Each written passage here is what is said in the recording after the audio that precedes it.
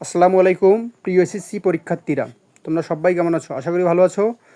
তোমাদের সবাইকে স্বাগতম তোমাদের প্রিয় চ্যানেল অ্যাডমিশন এক্সামে।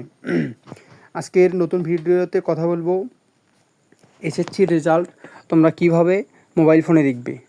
তো তোমরা সবাই জানো যে আগামীকাল রেজাল্ট অফিসিয়ালিভাবে সময় নির্দেশনা দেওয়া হয়েছে দুপুর 2টায়, কিন্তু আমার নিজস্ব ব্যক্তিগত অভিজ্ঞতা এবং পূর্ব ইতিহাস রেজাল্টের দেখলে বোঝা যায় যে ইনশাল্লাহ রেজাল্ট সকাল 10:30 থেকে সকাল 11টার মধ্যে ইনশাল্লাহ রেজাল্ট নিজস্ব অফিসিয়াল ওয়েবসাইটে পাবলিশ করবে।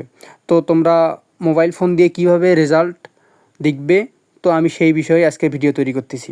তো আমি আমার মোবাইলের হোম পেজে আসি।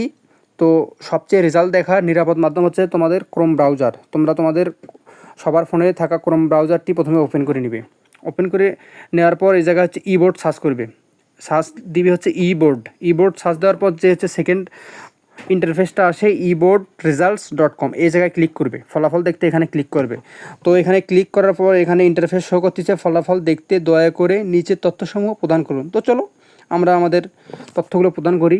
পরীক্ষার নাম, এখানে পরীক্ষার নাম সিলেক্ট করতে বলতেছে। এখানে পরীক্ষার নাম হচ্ছে তুমি এবার কোন পরীক্ষার রেজাল্ট দেখতে যাচ্ছ। এসএসসি দাখিল সমান এসএসসি, তুমি হচ্ছে এসএসসি যারা হচ্ছে দাখিল তিনটা অপশনেই একটা বাটনের মধ্যে দেওয়া আছে এসএসসি।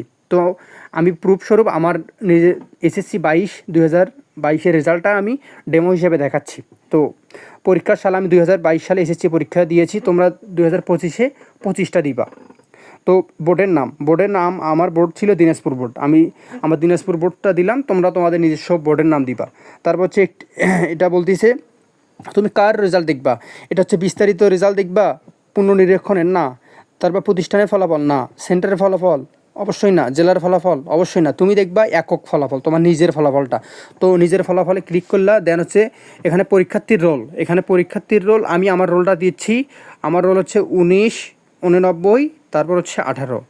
দেন তারপর হচ্ছে পরীক্ষার্থীতে এখন রেজিস্ট্রেশন নাম্বার চাচ্ছে। আমি আমার রেজিস্ট্রেশন নাম্বারটা আগে টাইপ করে রেখেছিলাম 19, 17, 65। তোমরা তোমাদের রেজিস্ট্রেশন নাম্বার তারপর নিজস্ব রোল নাম্বারটা দিয়ে বৃত্তটা ভরাট করবা। তো এইখানে যে ছবিটা কিছু সংখ্যা বা ডিজিট দেখা যাচ্ছে, এটা বেশ দৃষ্টিগোচর নয়, সেজন্য আবার চাইলে তোমরা পুনরায় লোড করতে পারো। পুনরায় লোড, তাও বোঝা যাচ্ছে না, তাও আবার একবার লোড করি। তো আবার বোঝা যাচ্ছে না, আবার একবার লোড করি, আবার বোঝা যাচ্ছে না। হ্যাঁ, এবার স্পষ্টভাবে ছবিটা দেখা যাচ্ছে। তো ওই ছবিটার ডিজিটটা এই জায়গায় তুলব। ছবিটার ডিজিটে আছে 49, তারপর হচ্ছে 01। এবার হচ্ছে ফলাফল দেখুন বাটনে সবাই প্রেস করবা।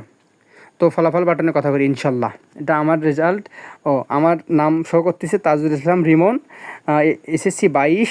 তো সব কিছু ঠিকঠাক। আমার হচ্ছে জিপিএ 5, আলহামদুলিল্লাহ আল্লাহর রহমতে আমি জিপিএ 5 সেই সময় অর্জন করেছিলাম। সব বিষয় প্লাস জিপিএ ছিল সাবজেক্ট ভিত্তিক।